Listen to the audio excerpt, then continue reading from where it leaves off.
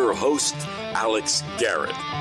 Well, it's another Terminello's Take with the one and only Lou Terminello. And Lou, you have been an NBA executive and within the Nets organization and probably around the Nuggets as well over the years. And they did something that no one has seen in their 47-year history. Congratulations to the Denver Nuggets, Nikola Jokic, and the whole team. Wow, their first championship ever. That's where we start this one today. Alex, thank you for having me back as always.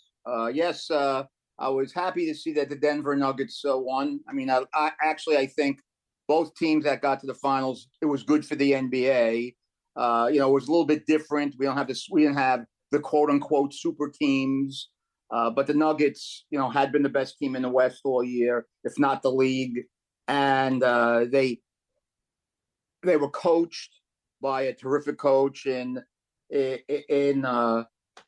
Mike Malone, and the two best coaches I told you in the past were coaching in the series. And you got to give the Heat a lot of credit for scrapping and clawing right to the end. They weren't hitting the threes. It wasn't a great offensive game by any means last night for either team, but the Nuggets got it done. Murray contributed a little bit. He didn't have a great game. Jokic is off the charts good. I mean, an all-timer. He should have won the MVP again, like I've said in the past this year. I'm glad he won obviously he was going to win the Finals MVP, and he won the Western Conference MVP. But he's a terrific player. I mean, in 6-7 years he's been in the league, he's won 2 MVPs, a Conference MVP, a Finals MVP, 5-time All NBA. He averaged 30 points, 14 rebounds, 7.5 assists a game in the playoffs.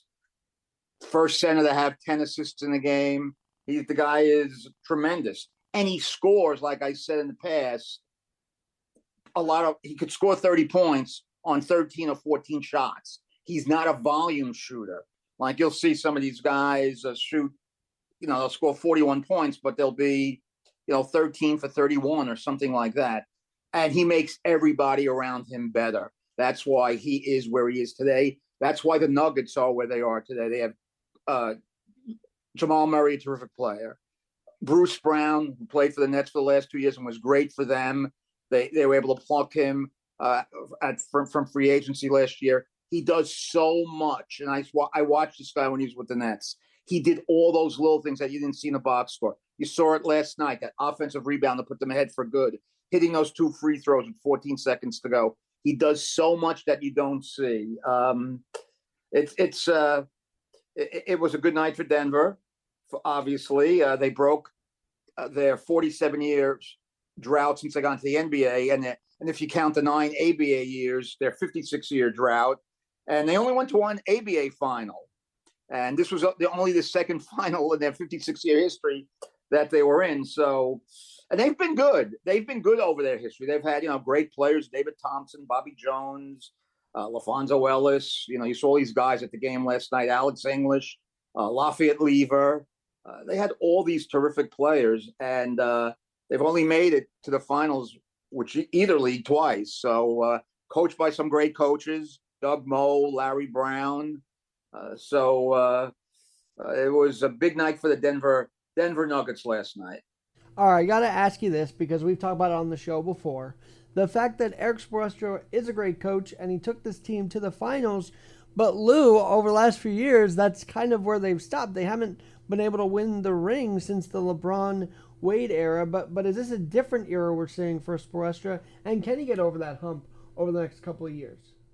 Well, as good a coach and as super a coach as he is, and he is, you still need the players to come through for you. Let's face it. Jimmy Butler is a star player. He's not a superstar player. He had those 2 big games in the first round against Milwaukee, the 56 and the 45-point efforts.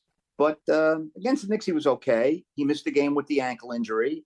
I don't know if we're going to hear that the ankle bothered him more than we thought during the playoffs, since he got hurt against the Knicks.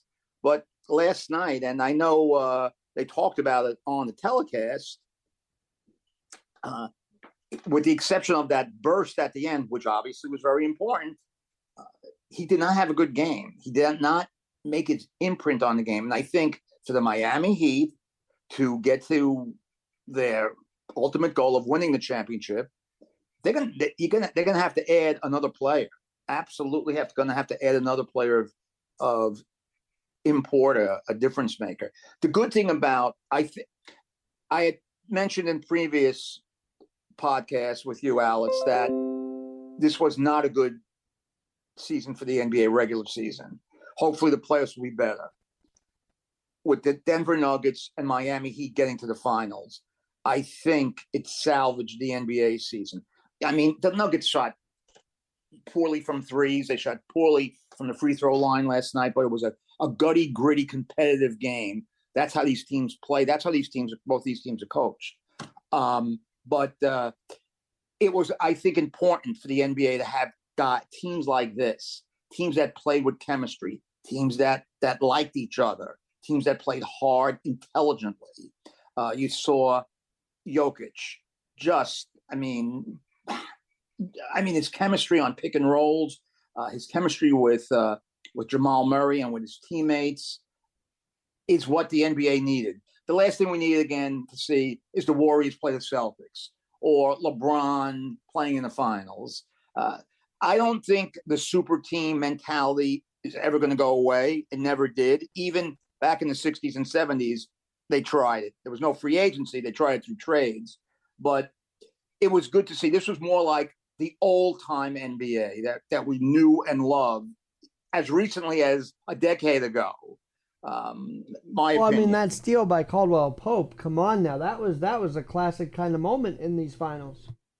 No, it won't be up there with Havlicek stole the ball like he did in 1965 when they were trying to hold off the 76ers in Game 7 at Boston Garden. But that was the clinching play for the Nuggets' first NBA title. And he's an underrated player. He's a very good defensive player. And both of these teams have good complementary players. That now, of course, teams are going to look at this and probably try to emulate it.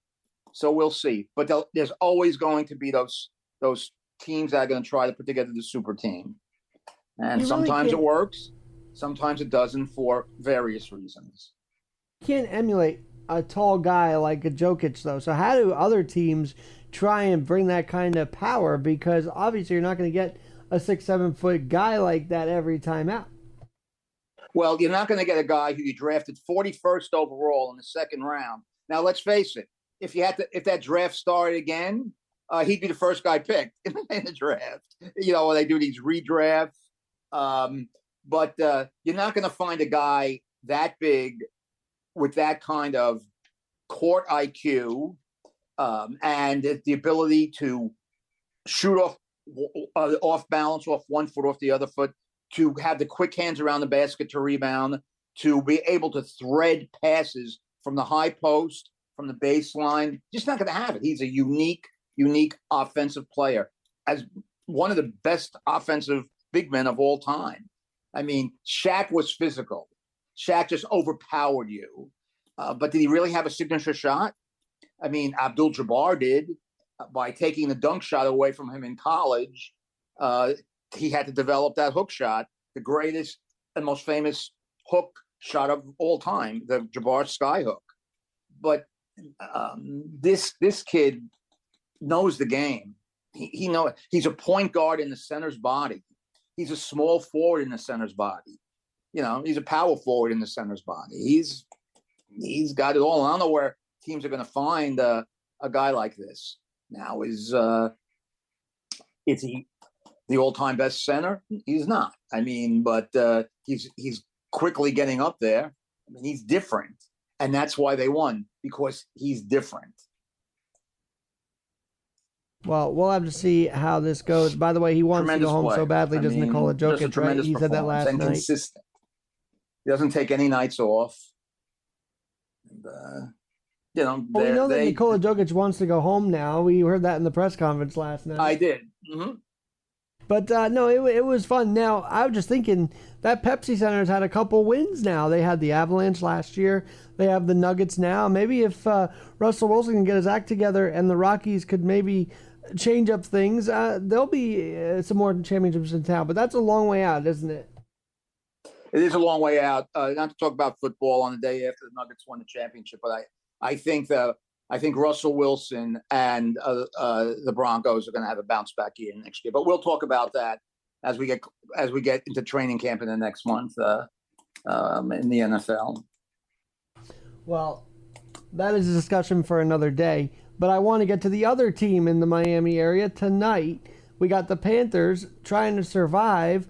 I don't know. The Golden Knights look like they've got this wrapped up, don't they? I mean, maybe I'm speaking too soon here. Well, obviously, we all can speak too soon, but you are correct. Their best player or their second best player, their best skater, Matthew Tkachuk, obviously has some kind of injury that we don't know about and probably won't know until the Stanley Cup playoffs are over, if he even plays tonight. They're not sure. It looks like some kind of upper body injury to the guy who was their difference maker. And just, you talk about trades that worked. That trade totally worked for the Florida Panthers in their first year. I'm surprised that Vegas and Florida is not a great offensive team. I'm just surprised that Vegas was able to stymie them offensively. Really, when you look at these games, even the games that were close, the reason that they were close was because of Sergei Bobrovsky being such a great goaltender for Florida. But Vegas has not allowed the Panthers to get good shots off. They've taken away the slot area. Most of the shots have come from outside on the perimeter. And Florida is not a great offensive team to begin with. They get offensive chances off their forecheck, and they're a terrific forechecking team. But as we talked about in the preview of the series, the Vegas defensemen are big, strong, and are good puck handlers, and all their lines could carry a puck out of the zone. I would be surprised, and again, nothing really surprises me anymore in sports, but I would think that tonight would be the end of the NHL season, at least on the ice. Then a very interesting offseason starts. Well, we'll get into that in a little bit, but I got to ask you this. Will this one end in a brawl? I feel like these games have been ending in brawls, have they not? Yeah, that was just kind of spontaneous. They were obviously the other night, the Panthers were just storming the net. They had a power play at the end of the game, so it was with the pulled goaltender. They were up 6-on-4 in manpower advantage, and they were just trying to score the tying goal. And Matthew Tkachuk had a chance, and he only played 4 shifts in the third period. He had a chance, but he couldn't lift the puck. Because did he have an upper arm injury, a shoulder injury that he couldn't get to the puck quick enough and score the tying goal? I don't know. And then they all just piled onto each other. I don't think you're going to see, unless it's a rout tonight, you might see some brawling in the third period, but you're not going to see anything at the end of the game. Well, we got to talk about Bobrovsky because obviously he was a shining star in those multiple overtime games against Carolina. Now the Golden Knights have his number, but is it fatigue? What is it that Bobrovsky's performance has really been limited here, it seems like? Well, I mean, if it wasn't for Sergio Bobrovsky, they would have lost 6-2, 7-2, and he kept them in the game.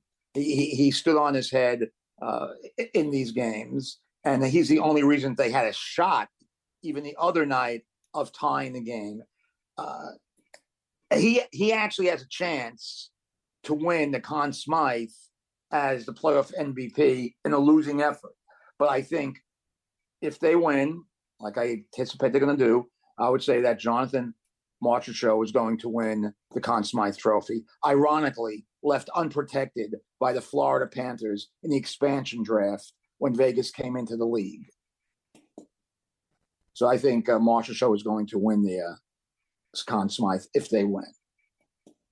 Well, we've got to see how that goes. I know that Marchessault is one of the more recognizable names. As I mentioned before, Jack Eichel kind of fell under the radar with the other big guys around in Vegas. But we'll have to see. They're in Vegas tonight, and again, that's a team you kind of root for because they haven't won a championship yet. Obviously, Florida came in as the underdog, but this would be very interesting if in the second time in a few years they win the cup, isn't it? That's it would be almost due. I guess Vegas would feel like they were due for that.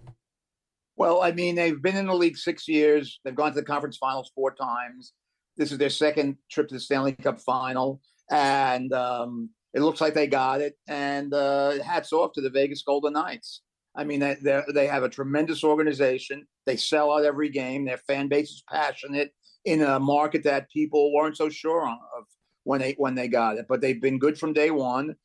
They were able to manipulate the expansion draft with some shrewd trades, and we won't pick your guy if you give us this or you give us an extra draft pick. And they did a great job with that, and they're a good team.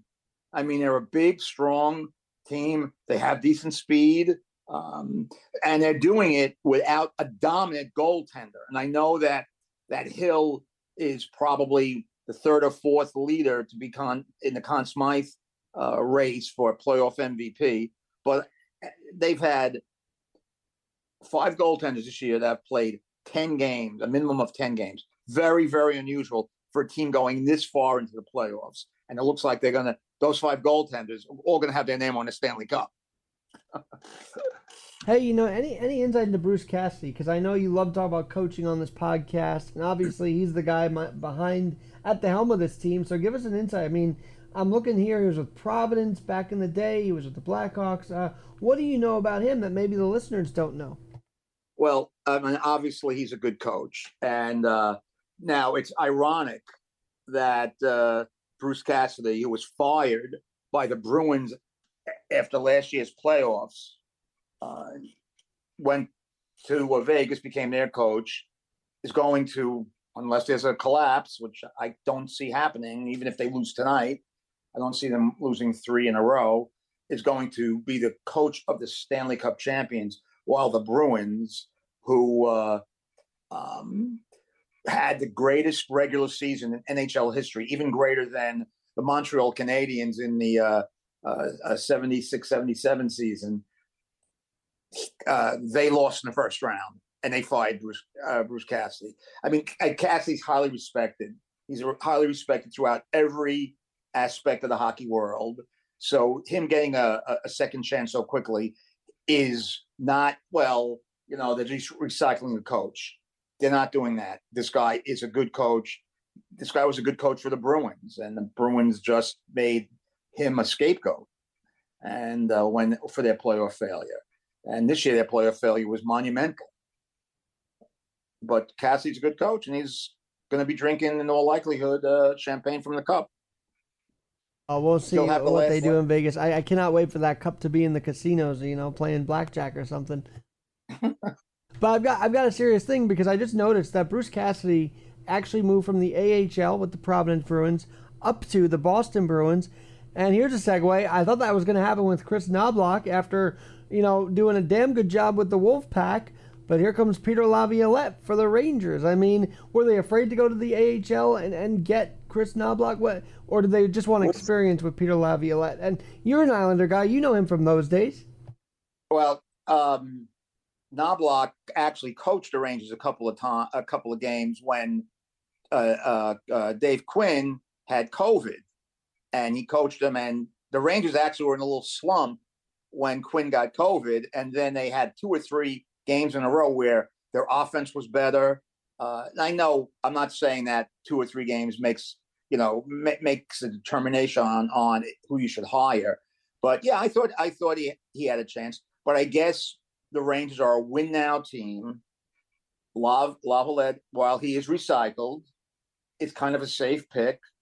He's a very good coach, without question. He's taken. He won the Cup with Carolina in 2006. He took the Flyers to the final when they lost to the Blackhawks in 2010. He took Nashville to the final where they lost to Pittsburgh in 2017. He's a good coach. Now, we talked about Florida and their forecheck the Islanders forecheck. A lot of teams are relying more on forechecking style. He is a forechecking type coach. He likes to forecheck. He's more a defensive type coach, like in the line of a Barry Trotz type of guy. But the Rangers are built to win now, and I'm sure he's not going to, what should I say, stop their offensive push, because they have such skilled offensive players. But I think he's going to put together a little bit more of a defensive mindset on the Rangers, where, I mean, they were really undressed by an inexperienced Devils team after they won the first 2 games easily. I'm a little surprised that they didn't go a little bit outside the box, but Laviolette's a safe pick. Laviolette's a good pick. And the Rangers are now a win team. And again, next year, you can't say in his first year, well, the Rangers got to the second round on the Laviolette's first year. No, the Rangers, again, they're at the point in their development where they got to go to the conference final or the Stanley Cup final or win the Stanley Cup final. That's the only thing that's really going to matter. It's a now team.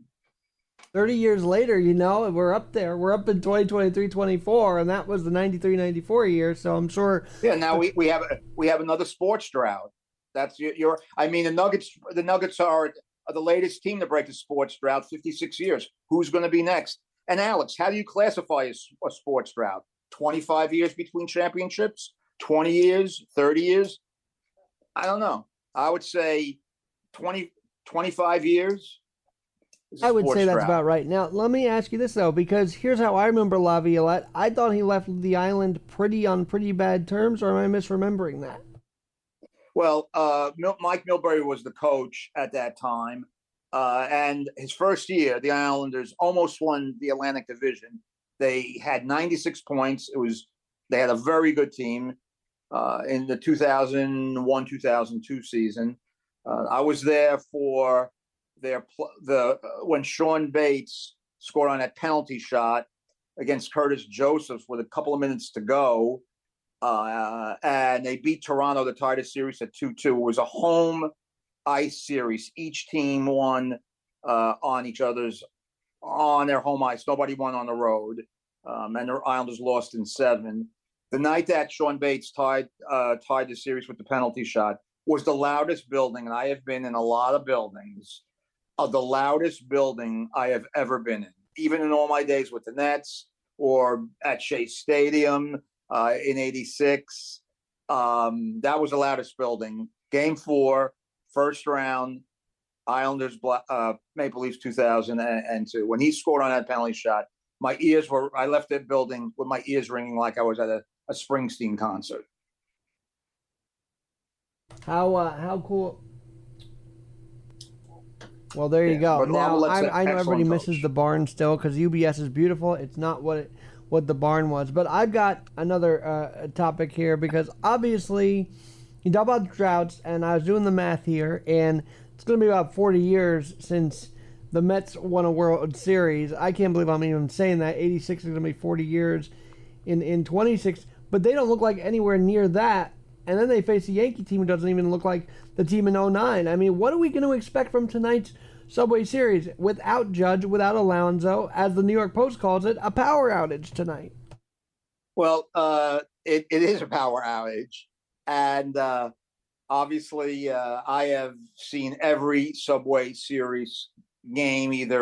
I've seen a ton of them in person, and I've obviously never missed one on TV.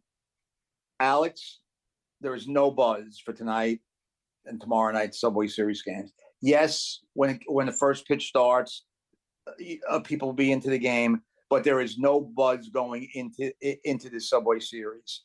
Obviously, the Mets have woefully underachieved, and most of it is their own doing. I mean, obviously, losing Alonso they can't replace him. They can't replace Diaz. And as the season goes on, as we had talked about, the bullpen, which has been decent with Robertson and Ottavino, it's been used a lot. And if they don't do something with either one of the players in the bullpen right now, I thought Drew Smith would be better.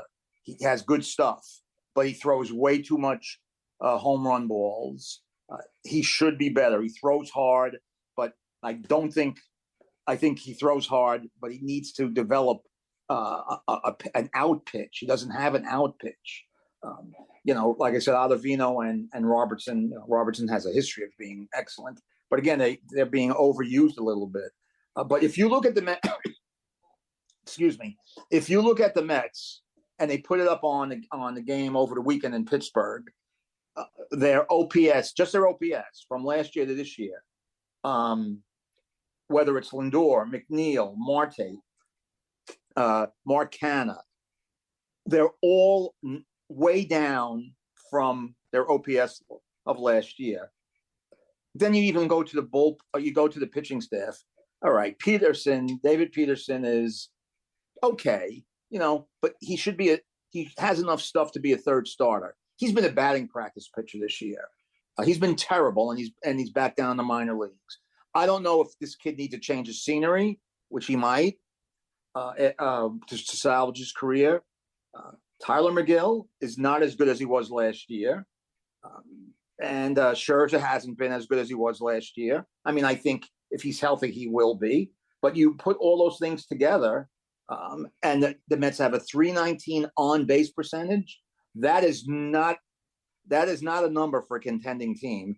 The only guy who has a good on-base percentage is Brandon Nimmo, who's doing his job. Brandon Nimmo's doing his job. McNeil is doing his job, not as good as last year, not at the level that the Mets need them to. And Alonso's doing his job. But Francisco Lindor cannot be batting .216.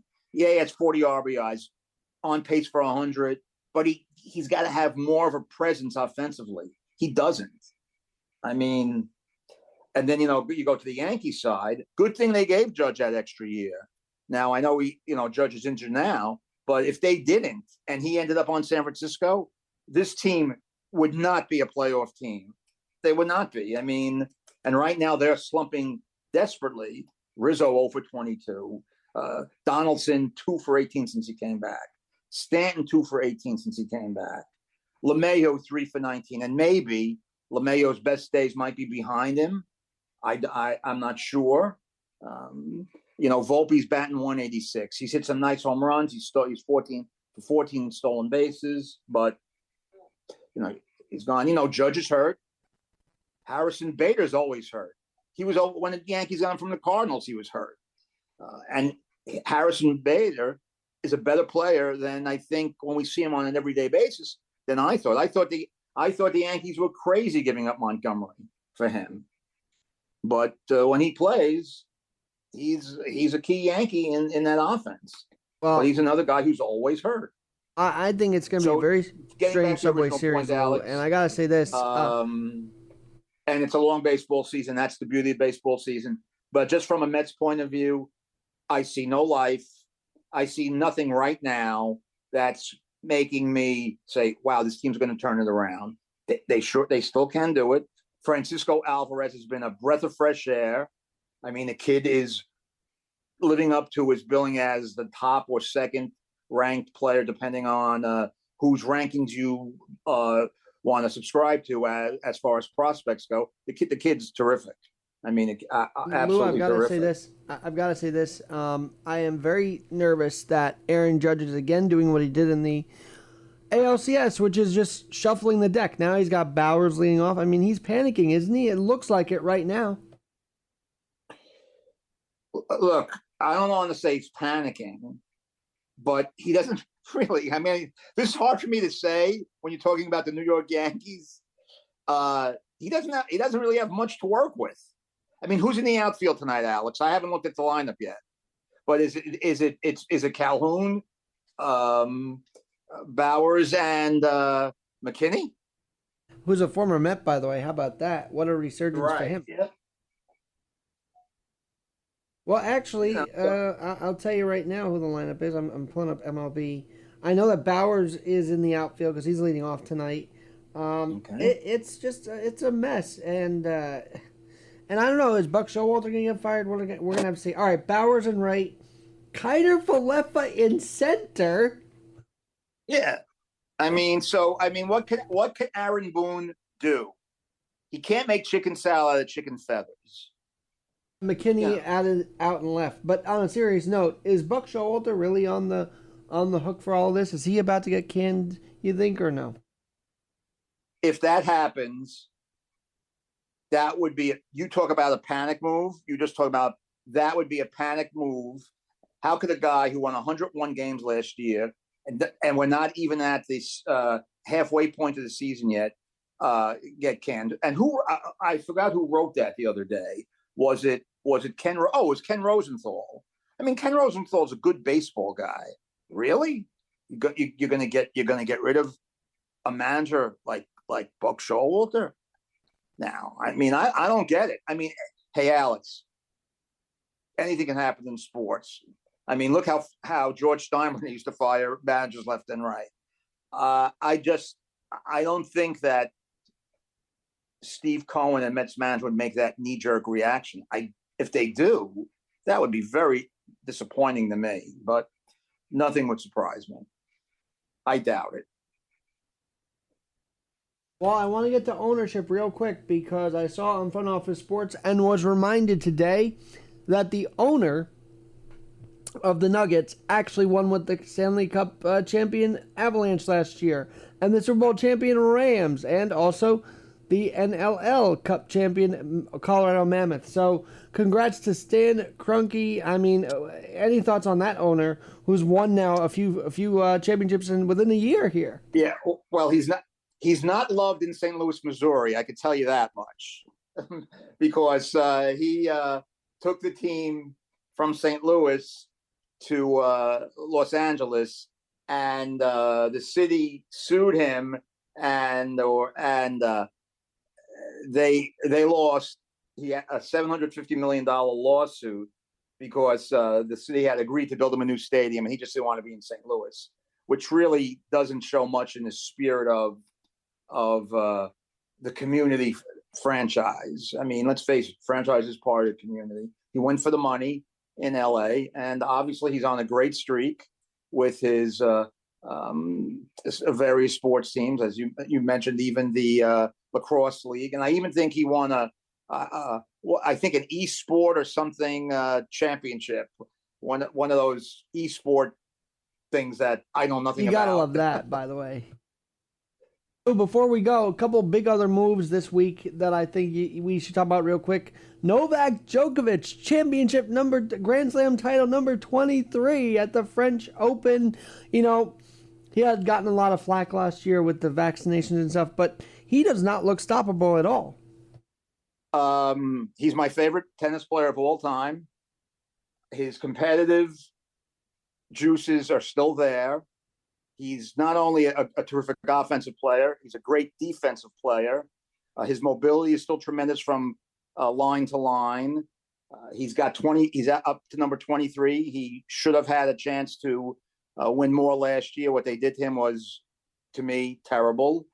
I think, let's see, he's 36. He's got 23. I would say he has a chance to win 3 or 4 more before he retires. And when the going gets tough, he gets tougher. That's what I love about the guy. How many 5-hour Grand Slam semifinals or finals has he played in? Many. And he's just a tremendous player, and he's enjoyable to watch.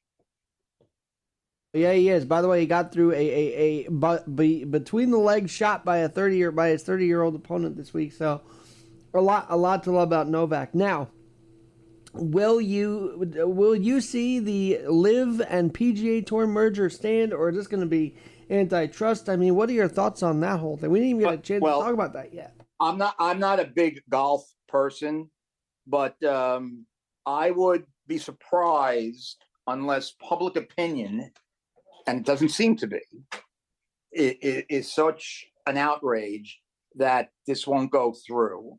There might be maybe a hiccup where they might have to make some kind of adjustment, but I don't see this falling apart.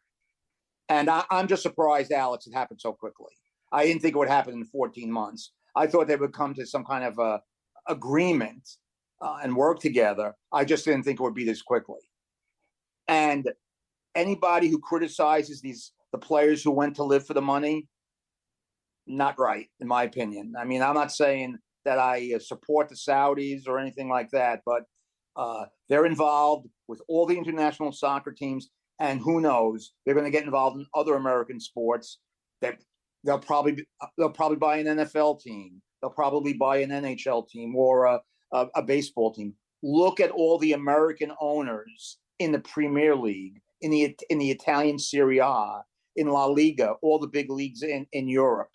I mean, the Blitzer and Harris, who own the Devils and the Sixers, and they're negotiating. They're in the final stages of negotiating to buy the Commanders. They own Crystal Palace. I mean, it's a new world, my dear friend. But they bring the Generals to MetLife Stadium. How cool would that be, by the way? Or even Lincoln Financial. Well, that USFL, I'm surprised. They're going to have to, if they want to be successful, they're going to have to break away from these hubs and put these teams in their home city, because nobody cares. Let's face it. Nobody cares. The other day I'm watching, and they're vying for a playoff spot against the Generals, and nobody's there. It's like, where's the excitement? And they can't Ohio right because now. They're playing in Birmingham, Alabama, or Canton, Ohio, or Detroit, Michigan. There's like, last year was one bubble in Birmingham, and this year there's four. I think Detroit, Canton, Birmingham, and Memphis.